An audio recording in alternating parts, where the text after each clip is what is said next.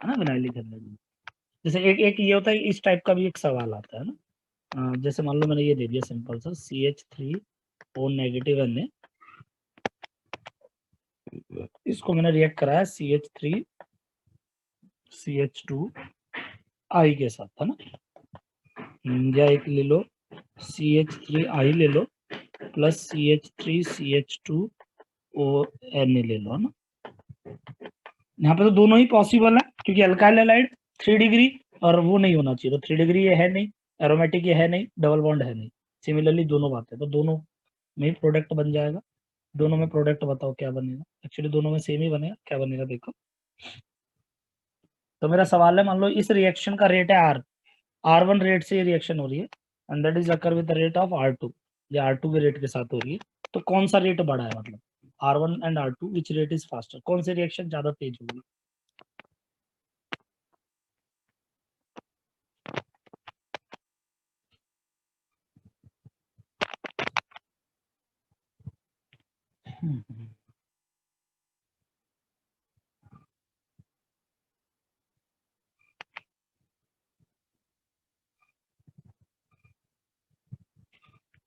हाँ नवाब बोलो। प्रोडक्ट तो पहले प्रोडक्ट बनाओ, फिर आगे सोचते हैं।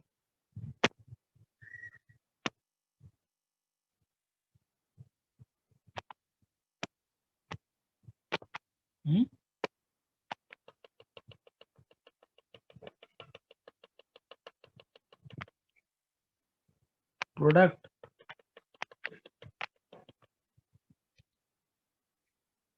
वो भी देखते हैं, पहले प्रोडक्ट तो बताओ। तो सीधी सी बात है ना, ये नेगेटिव जाएगा, इस पे जाएगा, ये नहीं, ये नहीं, मतलब जिस पे हैलाइड जुड़ा होता है उसी पे कार्बन पे अटैक होता है ना, तो जाके इस पे अटैक करेगा, ये निकल जाएगा। अल्टीमेटली प्रोडक्ट क्या होगा, CH3O CH2CH। इस केस में देखोगे तो ये O नेगेटिव जाके इस पर अटैक करेगा और ये निकल जाएगा। प्रोडक्ट तो ये बनने वाला है दोनों केस में। R1 एंड R2 कौन सा होगा, किस तरह। हाँ, तो मुझे ये बताओ कि R1 एंड R2, ठीक है, तो कौन सा मैकेनिज्म फॉलो करता है, SN1 SN2।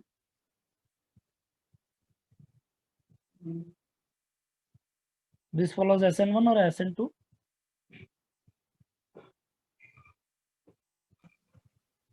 Hello, SN। यार तुम नींदों में हो क्या यार, ऐसे मजा नहीं आएगा यार पढ़ाने में, मैं सच बता रहा हूँ। SN2 फॉलो करेगा ना, विलियमसन सिंथेसिस SN2 फॉलो करता है। क्या ये समझ नहीं आ रहा है, ये रिएक्शन विलियमसन सिंथेसिस है, और विलियमसन सिंथेसिस SN2 करता है। SN2 जब भी होता है तो हम हिंड्रेंस पे फोकस करते हैं। हिंड्रेंस मतलब 1 डिग्री, फिर 2 डिग्री, फिर 3 डिग्री, यही होता है ना। और इधर से अगर बात करें तो SN2 है, मतलब 1 डिग्री, फिर 2 डिग्री, फिर 3 डिग्री, है ना। यानी कि हिंड्रेंस पे काम करेंगे अल्टीमेटली। एल्काइल हैलाइड का हिंड्रेंस देखा जाता है, तो किसका हिंड्रेंस ज्यादा है, मतलब किस पे आराम से अटैक हो जाएगा, पहले वाले पे दूसरे वाले पे।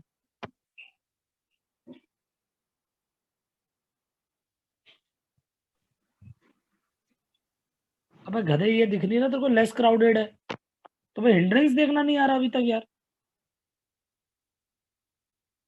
हिंड्रेंस मतलब क्राउडिंग, क्या भूल गए क्या, SN1 SN2 नहीं पढ़ा है पूरा। पूरा वहां पे सिखाया है कि क्यों SN1 3 डिग्री में फास्टर होता है, क्योंकि 3 डिग्री कार्बोकेटाइन स्टेबल होता है। क्यों SN2 1 डिग्री में फास्टर होता है, क्योंकि यहाँ पे क्राउडिंग कम होती है। तो भाई R2 ग्रेटर देन R1 होगा, ध्यान रखना, इस टाइप के सवाल भी पूछे जाते हैं।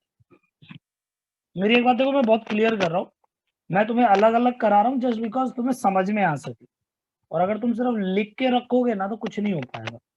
इन बातों को पढ़ना है, ये थोड़े थोड़े से आपस में कंफ्यूज करते हैं, इनको 10-10 20-20 बार बोलना है, तब जाके एक बार रट गई ना। मैं बता रहा हूँ, एक बार ऑर्गेनिक समझ आ गई ना बेटा, तुम्हें जिंदगी में रिवाइज करने की जरूरत नहीं पड़ेगी। ऑर्गेनिक कभी रिवाइज नहीं करनी पड़ेगी। जो कहते हैं ना ऑर्गेनिक रटनी होती है, कुछ नहीं रटना होता। Organic is all about logic. Organic में कुछ रटना नहीं होता है।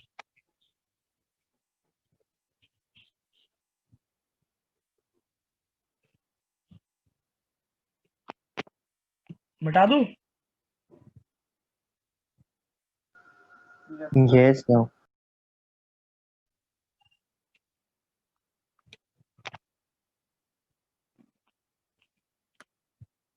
आशीष सर बेटा परसों से लेक्चर लेंगे, है ना। Okay sir. ठीक है, उनका बेबी बॉय हुआ है उन्हें, तो अभी हॉस्पिटल में ओहो। कल, ठीक है, तो कल उन्हें छुट्टी मिलेगी वहां से, तो कल मतलब आज, हाँ कल छुट्टी मिलेगी, परसों से लेक्चर लेंगे, है ना। Next is Hoffmann, Hoffmann ammonolysis, Hoffmann ammonolysis. दिख रहा है ना, विजिबल है सबको।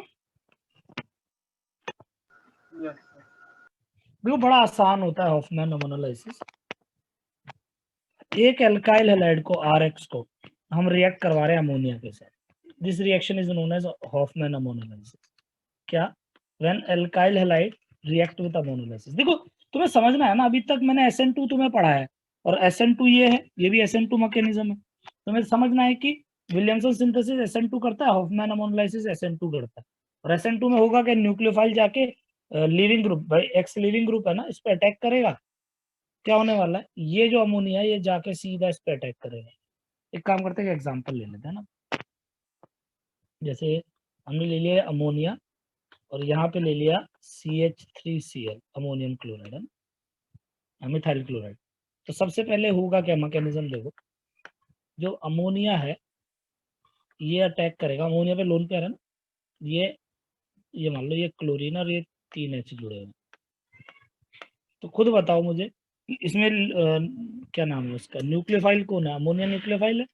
तो न्यूक्लियोफाइल जाके क्लोरीन पे अटैक करेगा और ये क्लोरीन बाहर निकल जाएगा। अल्टीमेटली क्या हुआ, इसका प्रोडक्ट ऐसा हो जाएगा, नाइट्रोजन NH3, ठीक है, और ये जाके जुड़ गया इसके ऊपर। बेटा एक सेकंड होल्ड रखना, एक सेकंड।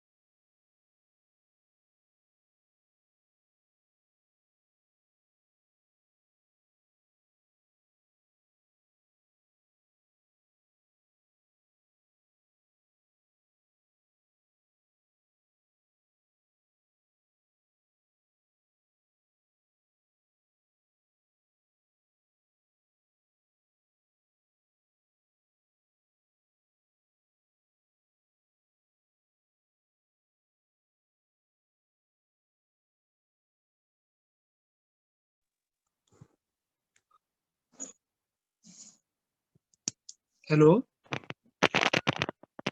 Yes sir. देखो जब ये नाइट्रोजन इस कार्बन पे गया तो ये क्लोरीन निकल गया, तो ये ऐसे देखो एज इट इज ही बनाते हैं ना।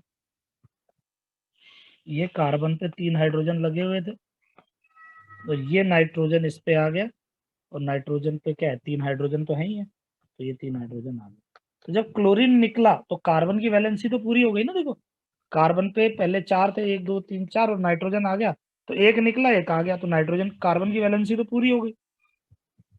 लेकिन नाइट्रोजन पे पहले 3 बॉन्ड थी, 3 हाइड्रोजन थे बस, है ना, नाइट्रोजन ऐसे होता है ना, अमोनिया। लेकिन नाइट्रोजन ने जब इसके पास अटैक किया तो ये इसके साथ 4 बॉन्ड बन गई ना नाइट्रोजन की। अब तो पहले 3 थी तो अब 4 हो गई। तो नाइट्रोजन पे इसलिए ऐसे केस में बोला जाता है प्लस का चार्ज आना। समझ लो प्लस क्यों आता है, समझ में आ रही है, क्योंकि एक एक्स्ट्रा बॉन्ड बना देता है ना वो, तो इसलिए ऐसे बनाया जाता है। और जब नाइट्रोजन पे प्लस आ गया तो ये क्या करता है कि अपने हाइड्रोजन को भगा देता है कि निकल यहाँ से, तो ये कुछ ऐसा बन जाता है। देखो कार्बन पे 3 हाइड्रोजन है और नाइट्रोजन पे 2 हाइड्रोजन बचते हैं, एक हाइड्रोजन निकल जाता है, और वो हाइड्रोजन क्लोरीन के साथ मिलकर HCl बना लेता है। समझे या नहीं? यस। यानी हमारा प्रोडक्ट क्या बन गया, CH3NH2। अब पता है प्रॉब्लम क्या होती है, प्रॉब्लम ये हो जाती है जो ये CH3NH2 बनता है ना, अब ये क्या करता है, एक और एल्काइल हैलाइड के पास, ये एक और एल्काइल हैलाइड है समझो, है ना, ये था। अब पहले अमोनिया जाके अटैक कर रहा था, फिर इसके अटैक करने से बना ये अमाइंस, है ना, इसको अमाइन बोलते हैं, मिथाइल अमाइन नाम होता है इसका, मिथाइल अमाइन। तो ये जो मिथाइल अमाइन है, ये मिथाइल अमाइन बन गया। और मैं तुम्हें बताता हूँ कि आउट ऑफ मिथाइल अमाइन और नॉर्मल अमोनिया, इन दोनों के मुकाबले मिथाइल अमाइन स्ट्रॉन्ग न्यूक्लियोफाइल होता है। इन दोनों के मुकाबले ज्यादा मजबूत स्ट्रॉन्ग न्यूक्लियोफाइल कौन है, मिथाइल अमाइन। तो ये स्ट्रॉन्ग न्यूक्लियोफाइल होने के कारण अभी अमोनिया को कहता है तू रुक मैं अटैक करूंगा, तो ये जाके इस पे अटैक करता है, फिर इसका क्लोरीन निकल जाता है। तो यहाँ पे फिर से क्या बन गया, देखो मैं डायरेक्ट लिख दूंगा ना, CH3, यहाँ पे नाइट्रोजन पे 2 हाइड्रोजन होते हैं और इस पे एक CH3 लगा, इस पे प्लस आता है तो फिर ये हाइड्रोजन छोड़ देता है और यहाँ पे बन जाता है CH3NH CH3। समझे या नहीं? तो यानी कि यहाँ पे तो पहले ये बना, ये फिर से अल्काइल हैलाइड के साथ रिएक्ट करता है और क्या बन गया, CH3NH CH3। बात समझे? ये जो बना ये फिर से एक बार मिथाइल अमाइन CH3Cl से रिएक्ट करता है और CH3NCH3CH3 बना। क्या मेरी बात समझ आई या नहीं है? देखो तुम्हें समझना है, जब ये इस पे अटैक करता है तो ये बनता है, तो ये बन गया, जो प्रोडक्ट बना वो खुद भी न्यूक्लियोफाइल है, और जो पहले न्यूक्लियोफाइल था उससे भी स्ट्रॉन्ग न्यूक्लियोफाइल है। तो अब की बार ये जाके इसके साथ अटैक करता है और एन मिथाइलामाइन बन जाता है ना, इस कंपाउंड का नाम मैं लिख देता हूँ, this is N methylamine, N methyl amine, ठीक है, ये बन गया। अब ये जो बना है ये अब इसके मुकाबले और ज्यादा स्ट्रॉन्ग है, तो फिर ये फिर से इस पे अटैक करता है और ये बन जाता है। ठीक है, जैसे यहाँ पे बात करूँ तो ये ऐसा है, यहाँ पे जो बना है NH वो इससे भी स्ट्रॉन्ग है, और लास्ट में जो बना है वो सबसे स्ट्रॉन्ग न्यूक्लियोफाइल होता है, वो भी जाके फर्दर अटैक कर सकता है, ये सबसे स्ट्रॉन्ग न्यूक्लियोफाइल।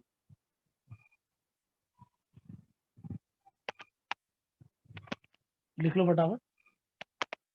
हॉफमैन अमोनोलाइसिस होने को तो पता है, ये SN2 मैकेनिज्म फॉलो करता है, ध्यान से लिख भी लेना।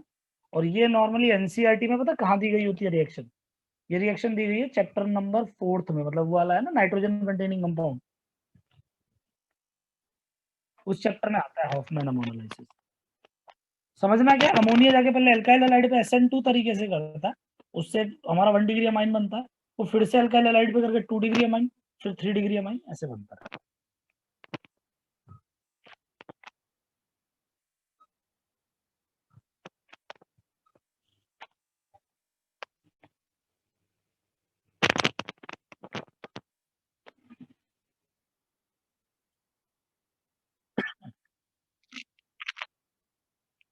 हाँ, हर हर एक में एक एक HCl, इसमें एक HCl निकला, फिर इसमें एक और HCl निकलेगा, फिर इसमें एक और HCl निकलेगा।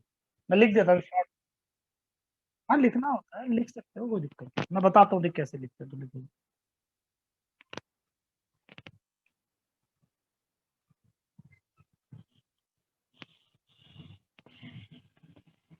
देखो तुम रटोगे ना, मान लो तुम्हें रटना होता तो तुम्हें कितना कुछ रटना पड़ जाता, अगर समझ के करो तो तुम्हें न्यूक्लियोफिलिक ही तो सिखा रहा हूँ इतनी देर से।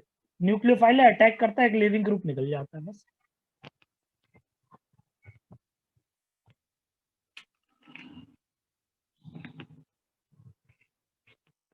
मिटा दूं? Yes.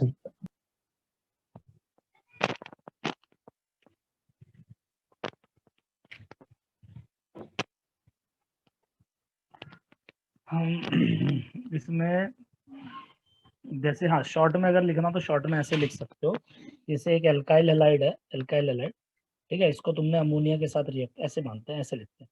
एक अमोनिया को अगर तुमने एल्काइल हैलाइड से कराया RX के साथ, तो तुम्हारा माइनस HCl HX, एक HX तो निकल गया, साथ में क्या बन गया, RNH2। इस RNH2 फिर एक RX के साथ अपने आप रिएक्ट कर लेगा, और यहाँ से एक HX निकल जाएगा, और हमारे पास बन जाएगा RNHR। ये RNHR फिर से RX के साथ रिएक्ट करेगा, फिर एक HX निकलेगा, और अब क्या बन जाएगा, RNRR। फिर ये फर्दर एक और RX के साथ रिएक्ट करेगा, और अब क्या बन जाएगा, R4N+X-, है ना। दिस इज सॉल्ट, इसको सॉल्ट बोला जाता है। This is ammonia, this is 1 degree amine, this is 2 degree amine, this is 3 degree amine. मैं 11th में पढ़ाते वक्त भी बताता हूँ ना, अमाइन की डिग्री उस चीज से डिफाइन की जाती है कि नाइट्रोजन पे कितने मिथाइल ग्रुप जुड़े, कितने R ग्रुप जुड़े हैं, है ना। बाकी जैसे एल्कोहल की डिग्री कैसे डिसाइड करते हैं, मतलब यहाँ पे OH है तो 1 डिग्री, यहाँ पे OH है तो 2 डिग्री, लेकिन अमाइंस की डिग्री ऐसे नहीं होती है ना। अमाइन की डिग्री कैसे होती है, अगर नाइट्रोजन इस तरीके से जुड़ा है तो 1 डिग्री, अगर नाइट्रोजन पे दोनों तरफ कार्बन कार्बन है तो 2 डिग्री, नाइट्रोजन पे तीनों तरफ कार्बन है तो 3 डिग्री, नाइट्रोजन पे चारों तरफ कार्बन है तो 4 डिग्री।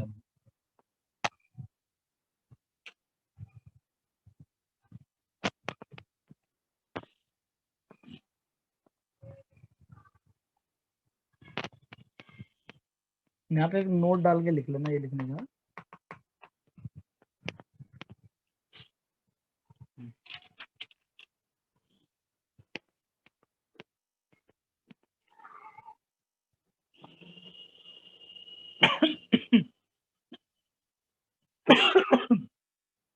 नोट में लिख लेंगे, this method is not good, this is not a good method, ऐसे लिखेंगे, this is not a good method for preparation of amine,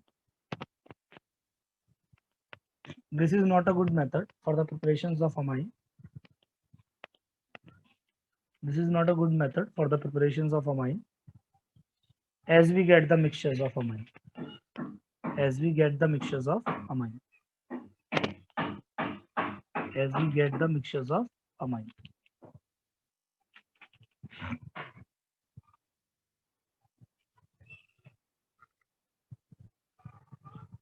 मिटा दूं क्या? चलो, तो हमें substitution reaction, nucleophilic substitution reactions के एनसीईआरटी में जहां जहां भी, जेई नीट में जहां जहां भी इस्तेमाल होने वाला है, वो सब हम एसएन वाले रिएक्शंस कर चुके हैं, न्यूक्लियोफिलिक सब्स्टिट्यूशन से, ठीक है, न्यूक्लियोफिलिक सब्स्टिट्यूशन वाली कर चुके हैं, ठीक है। क्या मेरी बात समझ आ रही है या नहीं? इनको बार बार पढ़ना, मेरी बात याद रखना, अगर तुम मेरे इसके साथ साथ लर्न करते हुए चल गए, तुम्हें ऑर्गेनिक इतनी जबरदस्त आएगी, मैं कह रहा हूँ कहीं से कोई भी क्वेश्चन आए तुम कर पाओगे। और अगर तुम मजाक में ठीक है कर लेंगे करोगे, तो बात वही है बेटा, एक बार बंडल बन गया ना किताबों का, 50 पेज भर गए, तो फिर हिम्मत नहीं होगी कि डे 1 से दोबारा पढ़ ले, तो साथ के साथ करते रहो, ठीक है। तो वो हमारा SN1 SN2 न्यूक्लियोफिलिक सब्स्टिट्यूशन खत्म हो गया। Next is elimination, elimination reaction लिख लो फटाफट, एलिमिनेशन, है ना, एलिमिनेशन रिएक्शन। एलिमिनेशन रिएक्शन नाम तो सुना ही है या नहीं सुना है, फर्स्ट टाइम सुन रहे हो?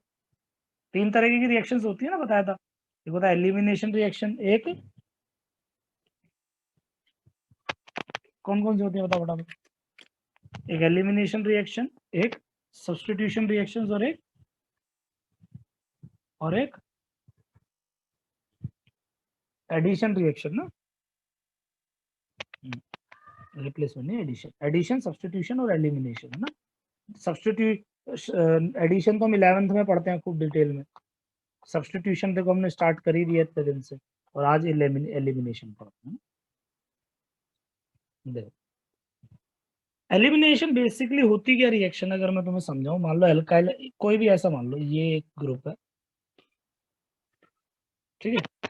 अभी तक क्या हम कर रहे थे, मान लो यहाँ पे एक लिविंग ग्रुप लगा हुआ है ना, एक न्यूक्लियोफाइल आ रहा था और न्यूक्लियोफाइल निकल जाता है, और यहाँ पे मतलब लिविंग ग्रुप निकल जाता है, न्यूक्लियोफाइल जुड़ जाता है, यही पढ़ रहे थे ना, इसी को सब्स्टिट्यूशन रिएक्शन बोल रहे थे हम लोग।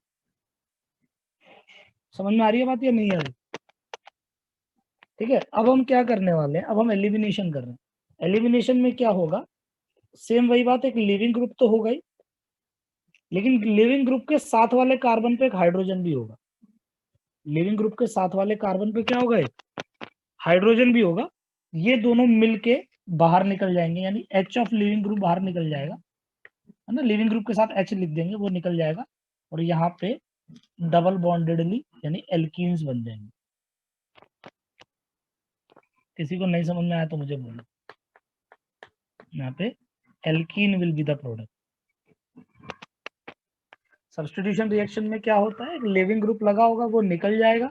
जैसे अभी तक हमने कौन कौन से लिविंग ग्रुप पढ़ रहे हैं यार, देखो याद करो ना। एक हम पढ़ रहे हैं एल्काइल हैलाइड, एक पढ़ रहे हैं अल्कोहल, एक पढ़ रहे हैं ईथर, ठीक है। तो इसमें यहाँ पे एल्काइल हैलाइड यानी क्लोरीन ब्रोमीन आयोडीन वगैरह हैलाइड हो, या अल्कोहल हो या ईथर हो, तो इनकी मदद से कैसे एल्कीन बनता है वो हम सीख रहे हैं, ठीक है। जैसे एग्जाम्पल के तौर पे अगर देखो समझिए, एक्स के ऊपर थोड़ा फोकस करते हैं, मान लो ऐसा कुछ है, ठीक है। यहाँ पे ये एक्स हैलाइड ग्रुप लगा हुआ है, ठीक है। तो होगा क्या कि सबसे पहले ना इसका जो हाइड्रोजन है, ये हाइड्रोजन बाहर निकल जाएगा, ध्यान से देखना। देखो जिस पे कोई कंपाउंड जिस कार्बन पे कुछ ग्रुप जुड़ा होता है उसको हम कहते हैं अल्फा कार्बन, हाँ या ना। और बगल में क्या जुड़ा होता है, बीटा कार्बन। इसको ऐसे समझिए, ये चीज पता है क्या, जहाँ पे कोई ग्रुप डायरेक्टली जुड़ा होता है उसको कहते हैं अल्फा कार्बन, और बगल वाले को बीटा। तो इसमें अल्फा बीटा एलिमिनेशन होता है ना, अल्फा और बीटा एलिमिनेशन। मतलब अल्फा पे लिविंग ग्रुप जा रहा है, यहाँ पे अल्फा पे लिविंग ग्रुप जा रहा है, और बीटा से हाइड्रोजन जा रहा है, तो इसको हम अल्फा बीटा एलिमिनेशन भी बोलते हैं, या शॉर्ट में बोल देते हैं इसको, या शॉर्ट में beta elimination, only beta elimination. ध्यान रखना ना, एनसीईआरटी का नाम है ये बीटा एलिमिनेशन। बेसिकली होता यही है, अब होगा किस तरीके से वो तुम्हें देखना है। इसका हाइड्रोजन बाहर निकल जाता है, तो ये जो बॉन्ड बचती है ये बॉन्ड यहाँ चली जाती है, जब ये बॉन्ड यहाँ चली जाती है तो लिविंग ग्रुप भी एक निकल जाता है ना। देखने की बात है, इसके निकलने की वजह से ये बॉन्ड यहाँ आती है, या इसके निकलने की वजह से ये बॉन्ड यहाँ आती है, ये दो तरीके के मैकेनिज्म इसके बन जाते हैं। क्या मेरी बात समझ आ रही है भाई? देखो दो तरीके से हो सकता है, जैसे ये हाइड्रोजन निकल गया तो ये बॉन्ड बच गई, ये यहाँ चली जाती है, ये यहाँ आ गई तो एक्स निकल जाता है, एक तरीका ये है।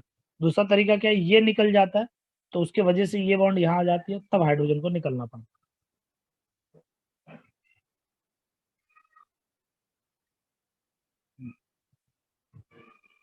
ये सब एनसीईआरटी में है ना, ऐसा मत सोचना सब बहुत ज्ञान पेल रहे, ये सब एनसीईआरटी की बात है। Elimination reactions are in NCERT. ठीक है, एलिमिनेशन रिएक्शन बेसिकली तीन तरीके की होती है।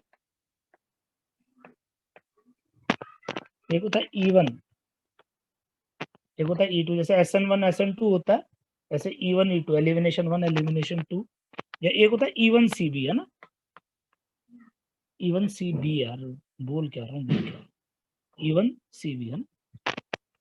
E1 CB, E1 के सामने लिख लो एक बार, वैसे तो धीरे धीरे एक्सप्लेन करेंगे तो तुम समझते चले जाओगे। E1 के सामने लिख लो, व्हेन X माइनस यानी लिविंग ग्रुप लीव्स फर्स्ट,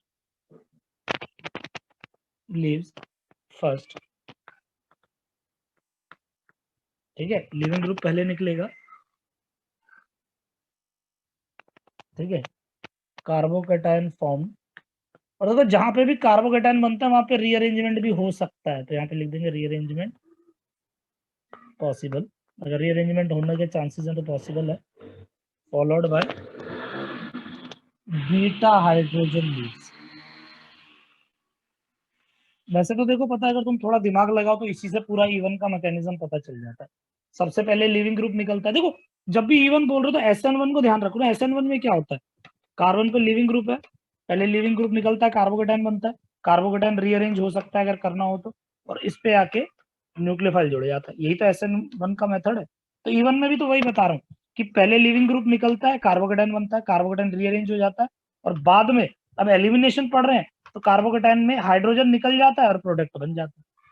तो यही मैंने सिखाया। E1 में क्या होगा, पहले लिविंग ग्रुप निकलेगा, जो निकलने वाला है वो निकलेगा, जिससे कार्बोकेटाइन बनेगा और वो रीअरेंज हो जाएगा, और बीटा एलिमिनेशन मतलब बाद में हाइड्रोजन निकल जाएगा।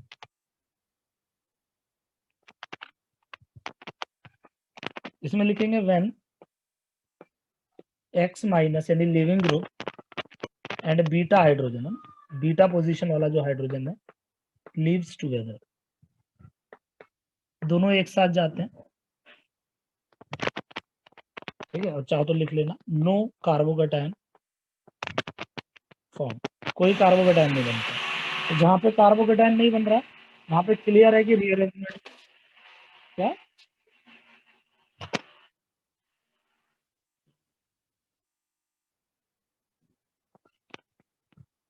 भाई पहला क्या X निकलेगा, कार्बोकेटाइन बनेगा, फिर H निकलेगा, H और X लिविंग ग्रुप एक साथ निकलेंगे। तीसरी पॉसिबिलिटी क्या, E1CB, when beta H plus leaves first, ये पहले निकलता है। और जब ये निकलता है ना, this is the first example जो तुम अभी तक पढ़ रहे हो, इसके बाद उसमें आएगा, उसके बाद ग्रिग्नार्ड में आएगा, पहली बार पढ़ रहे हो कि C नेगेटिव कार्बो एनायन बोलते हैं इसको ना, कार्बो एनायन है ना, इंटरमीडिएट होता है, कार्बो एनायन का इंटरमीडिएट बनता है, और उसके बाद देन X माइनस लीव्स। क्या मेरी बात समझ आई या नहीं आई? देखो यार, बेसिक मैकेनिज्म तो रट लो ना। पहले X निकलेगा, फिर कार्बोकेटाइन बनेगा जो भी रीअरेंज होगा, फिर H निकलेगा। इसमें H और X दोनों एक साथ निकलेंगे, कार्बोकेटाइन बनेगा ही नहीं। और तीसरा E1CB, इसमें क्या, E1CB का नाम एक्चुअली मैं डिफाइन करूंगा जब एक्सप्लेन करूंगा। बेसिकली E1 बोलते हैं कि दोनों अलग अलग स्टेप में निकलेंगे, देखो ये अलग अलग स्टेप में निकल रहे हैं, इसलिए E1 नाम है। CB का मतलब होता है कॉन्जुगेट बेस, यहाँ पे कॉन्जुगेट बेस के साथ शुरुआत होती है ना, इस वजह से इसका नाम E1CB आ जाता है। देखो ना, बेसिकली ये है ना, ये हमारा मैकेनिज्म है। यहाँ पे हाइड्रोजन है, यहाँ पे लिविंग ग्रुप है, तो पहले ये निकल के फिर ये निकलता है E1, ठीक है, ये निकल के ये निकलता है तब भी E1, और दोनों एक साथ निकलते हैं तो E2। अब E1 दो तरीके का हो गया, ये निकल के ये निकल रहा है तो कार्बोकेटाइन से जाएगा, और ये निकल के ये निकलेगा तो ये E1CB होगा, यानी कार्बो एनायन के थ्रू जाएगा। बेटा जिग्नेश के अलावा किसी और को समझ भी आ रहा है या बस झूठी हाँ भरे जा रहे हो? Yes, sir. Yes, sir.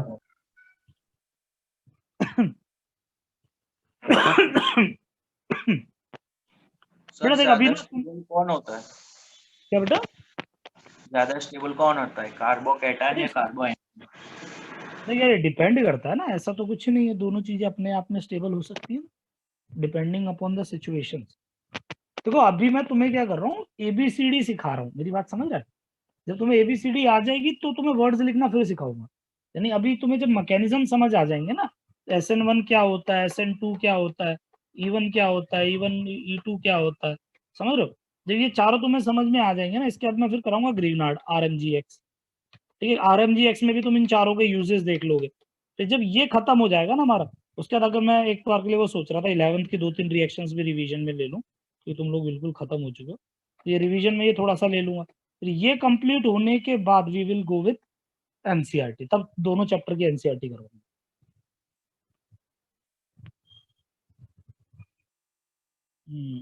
देखें यार बाकी क्यों नहीं यार, डन। चलो पहले हेडिंग डालेंगे E1 रिएक्शन है ना, आज E1 आज कर लेते हैं अगर हो सके तो पूरा, और E2 और E1CB कल देख लेंगे ना। E1 एक्चुअली सबसे इंपॉर्टेंट है, इसलिए E1 को थोड़ा एक्सटेंड करके करवा रहा हूँ। E1 रिएक्शन है ना, E1 का मतलब क्या होता है, यूनिमोलिक्यूलर एलिमिनेशन रिएक्शन है, यूनिमोलिक्यूलर, वन जहां पे आ गया वहां पे यूनिमोलिक्यूलर, E मतलब एलिमिनेशन। जैसे SN1 होता है, तो 1 मतलब यूनिमोलिकुलर और SN मतलब न्यूक्लियोफिलिक सब्स्टिट्यूशन रिएक्शन। देखो बेसिकली इसका फंडा क्या है कि एक R CH CH2 ग्रुप, ठीक है, R CH CH2 ग्रुप, यहाँ पे एक हैलाइड ग्रुप लगा हुआ है, मान लो X, CH3 आएगा ना, 2 क्या है ध्यान से देखते रहना ना। तो ये कोई कंपाउंड है, अल्काइल हैलाइड है। सबसे पहला काम इवन में सबसे पहले क्या होगा, पढ़ो क्या होगा इवन में, इवन पढ़ रहे हैं ना, तो सबसे पहले क्या होगा, X leaves. X group X leave. group leave. सबसे पहले X निकलेगा। तो जब X निकलेगा तो X पे कौन सा चार्ज आएगा, प्लस का या माइनस का, Minus. Minus. माइनस का, ठीक है। तो X निकलेगा, ये माइनस के साथ निकलेगा। जब ये माइनस के साथ निकलेगा तो इस पे प्लस का चार्ज ही आएगा ना, कार्बन पे प्लस आएगा क्योंकि माइनस तो वो ले गया, न्यूट्रल होता है ना टोटल, हाँ या ना। और याद रखेंगे यही स्टेप RDS स्टेप भी होता है, रेट डिटरमाइनिंग यानी स्लो स्टेप होता है। बात समझ में आ गई। तो सबसे पहले लिविंग ग्रुप निकला, अगला काम क्या बोला है मैंने, पढ़ो क्या लिखा है उसमें। Rearrange. हाँ मतलब कार्बोकेटाइन बने, कार्बोकेटाइन बन गया, ये कार्बोकेटाइन ही तो है। अगर रीअरेंजमेंट हो सकती है तो होगी, है ना। अभी इस क्वेश्चन में तो रीअरेंजमेंट में दिखा नहीं सकता, अगर इसमें रीअरेंजमेंट हो सकती है तो होगी। चलो ठीक है साहब। उसके बाद क्या बोला है मैंने, So beta hydrogen leaves. इसके बाद क्या होगा, बीटा हाइड्रोजन निकलेगा। बेसिकली बीटा हाइड्रोजन किसी की प्रेजेंस में निकलता है। तो मान लो यहाँ पे मैंने क्या ले लिया, CH3OH एल्कोहल ले लिया। और ध्यान रखेंगे बेटा, जब भी ऐसा हल्का सा हीटिंग दे देना किसी क्वेश्चन में, देखो थोड़ा सा तुम्हें मैं याद करवाता हूँ। मान लो मैंने तुम्हें ऐसे दिया CH3X प्लस CH3OH, तो याद करो ये SN1 का मैकेनिज्म भी था ना, ये जाके इस पे अटैक करता है और ये निकल जाता है, याद है क्या, मतलब ये निकल जाता है उसके बाद ये अटैक करता है। तो यहाँ पे CH3OCH3 बनता है, इथर बन जाता है। ये भी तो वही रिएक्शन है, एक तरीके से RX है, उसको मिथेनॉल से रिएक्ट करा रहे। तो मैं ये समझाना चाह रहा हूँ, यहाँ पे हीटिंग दे दिया है तो तुम्हें समझना है कि एलिमिनेशन हो रहा है। नहीं आया, आया। एक काम करो, इसमें ऐसे लिख लो, यहाँ पे CH3OH भी ले लो, ये पहले पढ़ाई हुई रिएक्शन है ना। जब CH3OH आ जाए तो ये SN1 मैकेनिज्म हो जाता है। तो SN1 मैकेनिज्म के हिसाब से प्रोडक्ट हो जाएगा R CH CH3 और कार्बोकेटाइन पे OH ग्रुप जुड़ जाएगा ना, OH नहीं OCH3 जुड़, OCH3 जुड़ जाएगा। तो CH3OH है ना, यहाँ पे न्यूक्लियोफाइल OCH3 है ना, OCH3 जुड़ जाएगा। लेकिन दे दे तो इसका मतलब है वो हाइड्रोजन निकल जाने वाला है। ऐसे में प्रोडक्ट बन जाएगा R CH double bond CH2, ये एल्कीन। ध्यान रखना ना, ये अल्कोहल के साथ कंफ्यूजन मत करना कभी भी। ये चाहो तो यहाँ पे लिख भी लेंगे ना, ये SN1 प्रोडक्ट है, ये E1 प्रोडक्ट है। E1 में हीटिंग दे देता है, ध्यान रखना। तुम्हें कुछ भी नहीं, देखो यही चीजें तो बातें होती हैं। मान लो तुम्हें कभी कुछ नहीं दिया, डायरेक्टली ये दे दिया CH3Cl प्लस CH3, ऐसे मान लो CH2CH3CH2OH प्लस इसको रिएक्ट करा है CH3OH के साथ, तो तुम्हें ध्यान रखना है अब ये SN1 देने वाला है, प्रोडक्ट विल बी CH2OCH। अगर ये यहाँ पे दे देता है मान लो CH3OH के साथ हीटिंग, तो तुम्हारा प्रोडक्ट अब हो जाएगा CH2 डबल बॉन्ड CH2। इस केस में अब इसका एलिमिनेशन हो जाएगा हाइड्रोजन।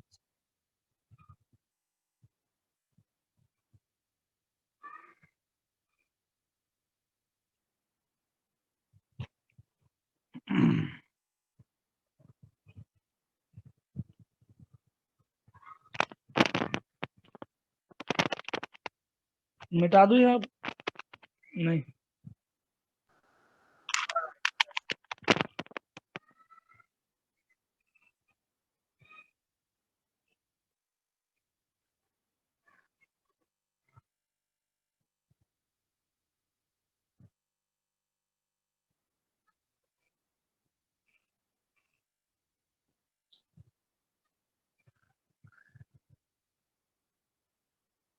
यहाँ पे एक स्टार लगा के लिख लेंगे, फिर मैं प्रैक्टिस कराता हूँ, पहले स्टार लगा के लिख लेंगे। E1 and SN1, E1 and SN1 reaction goes parallel, ऐसे लिखेंगे, E1 and SN1 goes parallel, E1 and SN1 goes parallel, and SN1 product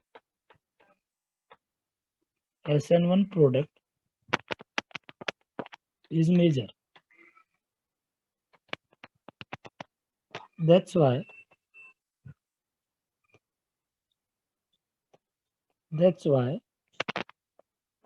E1 reactions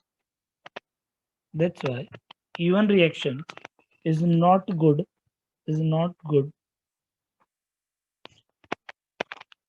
for preparation of alkene. मतलब कभी हमें preparations of alkene ऐसे लिखो, not good for preparations of alkene. ऐसे star लाके एक पॉइंट लिख लिया, ऐसे दो तीन पॉइंट लिख लेंगे ना, पहला तो ही है.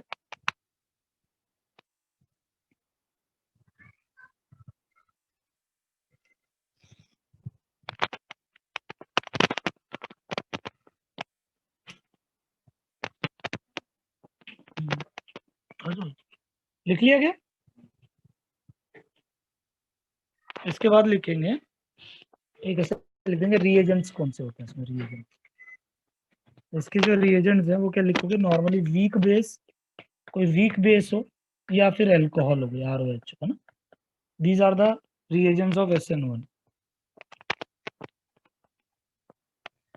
जो दूसरा पॉइंट था, एक पॉइंट ये जरूर लिख लेना, H2O पानी cannot cause, do not cause E1. पानी कभी E1 नहीं फॉलो करवाता, ध्यान रखना ना, वैसे ही फॉलो करवाता, E1 कभी फॉलो नहीं करवाता.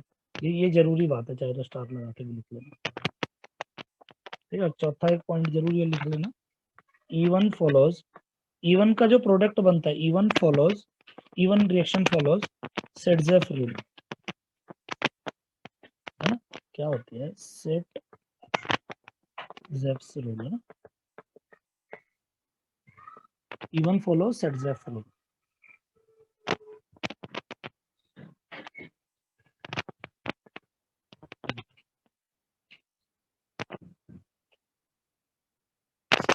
समझ में आया या नहीं? E1 follows set-Jeff rule. नहीं बेटा, E1 फॉलो करता है, क्योंकि तभी तो कार्बोकेटाइन का रीअरेंजमेंट का फंडा है. तूने कहाँ सुन लिया E2 फॉलो करता है?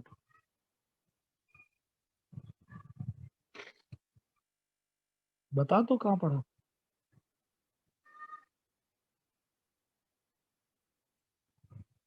नहीं बताया ना. E1, चल मुझे तू खुद बता, तूने खुद ही मैंने बता दिया ना, E1 और E2 दोनों में से किसमें, E1 और E2 में से किसमें रीअरेंजमेंट होता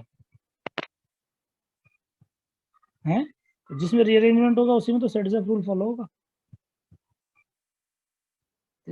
रीअरेंजमेंट के कारण तो सेट-जेफ रूल पिक्चर में है, रीअरेंजमेंट ही नहीं तो सेट-जेफ रूल ही नहीं. हो जाता है कई बार, दिमाग से निकल जाता है, बोल देते हैं ना, ऐसा नहीं है कि गलत बोला है.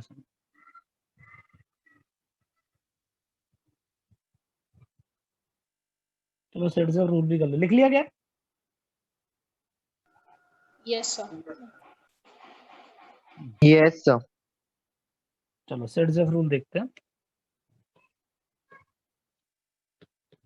सेट-जेफ रूल मैं एक्चुअली E1 को ही थोड़ा डिटेल में करवा रहा हूँ, ठीक है. E2 या E1 CB नहीं कराऊंगा, जब उसकी रिएक्शंस आएंगी वो वहीं पे बताऊंगा ना. तो जब ये बता दिया, E1 बता दिया, तो इसी का उल्टा E2 हो जाने वाला है. तो E1 CB तो कार्बोनिल कंपाउंड में एक दो रिएक्शंस आती हैं, जब वो करेंगे वहीं पे बताऊंगा ना अभी. तो E1 को ढंग से समझो. लिखो, व्हेन स्मॉल साइज बेस, ध्यान रखना है, व्हेन स्मॉल साइज बेस, है ना, बेस छोटा होना चाहिए, स्मॉल साइज बेस, चाहो तो अंडरलाइन कर लेना इस बात के नीचे. When small size base is used,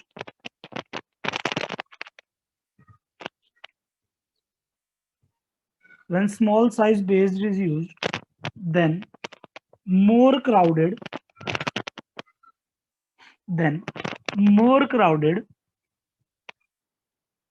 then more crowded alkene is the major product. Then more crowded alkene is the major product.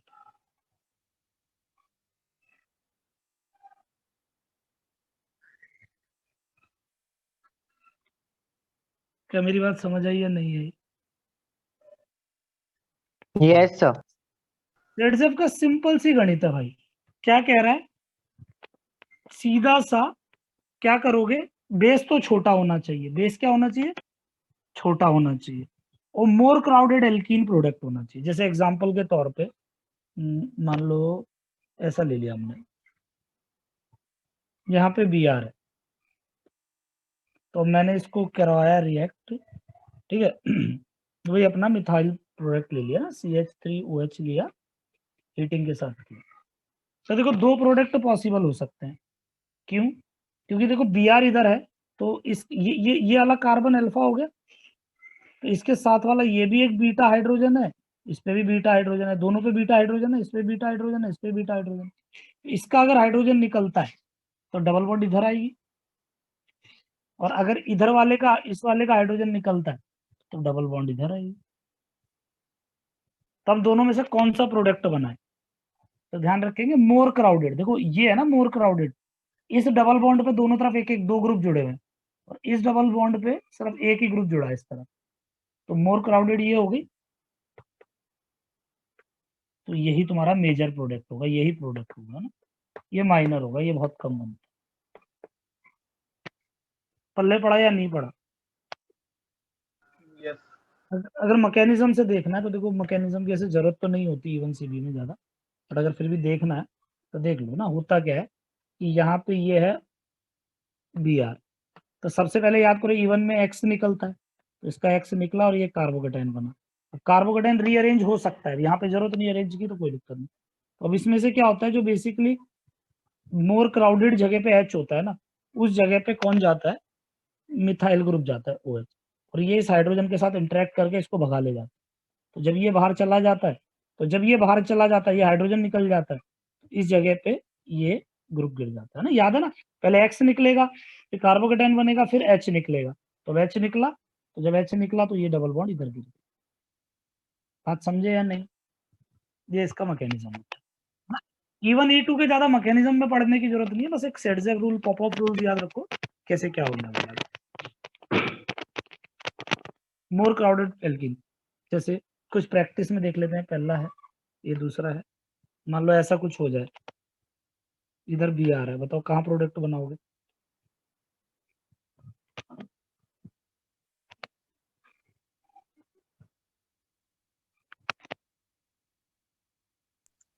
मैं तो कोई भी था. कोई भी बन सकते हैं ना, कोई भी बन सकते हैं. हाँ, बिल्कुल. और अगर ये ले लें तो बस ये तीसरा लास्ट है आज का, कल करेंगे. मान लो ऐसा है, और यहाँ पे ये Br है. अब बताओ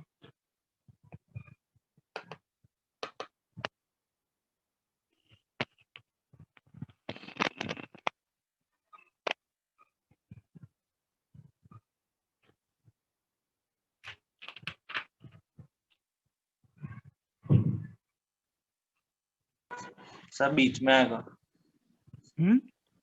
बीच में आएगा सर डबल. पहले तो दोनों पॉसिबिलिटी देख लेते हैं. पहले तो ये अगर अल्फा कार्बन है तो बीटा कार्बन एक ये है, बीटा कार्बन एक ये है, दो बीटा कार्बन है. तो एक तो पॉसिबिलिटी ये हो सकती है कि इस वाले बीटा कार्बन पे आ जाए, या एक पॉसिबिलिटी हो सकती है कि इधर वाले बीटा कार्बन पे आ जाए. तो फर्स्ट या सेकंड? ये मेजर Second. होगा और ये माइनर.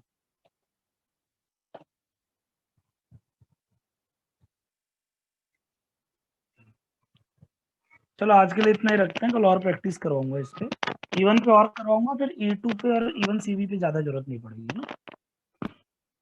थोड़ा सा Yes, sir. लर्न कर लेना बेटा. देखो जेई सर पे है, ठीक है, बोर्ड भी सर पे है, और ऑर्गेनिक चारों भर दो, क्या दिक्कत है? रिफंडेबल तो है ही, पैसा तो वापस आ ही जाएगा, नहीं देना हमको.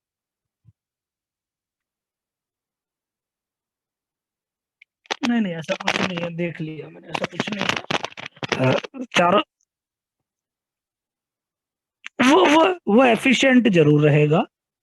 एफिशिएंट तो जब देखो सबसे ज्यादा एफिशिएंट मार्च और अप्रैल वाला ही रहने वाला है ना।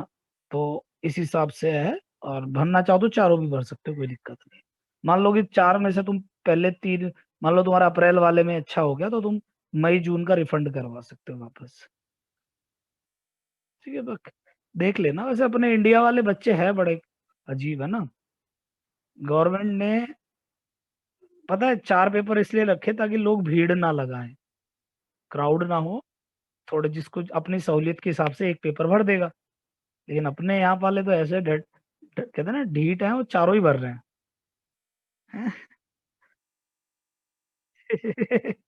लॉटरी थोड़ी है बेटा, मेहनत करो हो जाएगा। हम्म, चलो कोई नहीं, अभी तुम जाओ, फिर कल बात करते हैं, ठीक है। सर नीट के बारे में कुछ है? बेटा अभी कोई इन्फॉर्मेशन नहीं है बेटा, मतलब जैसे नीट की आएगी मैं खुद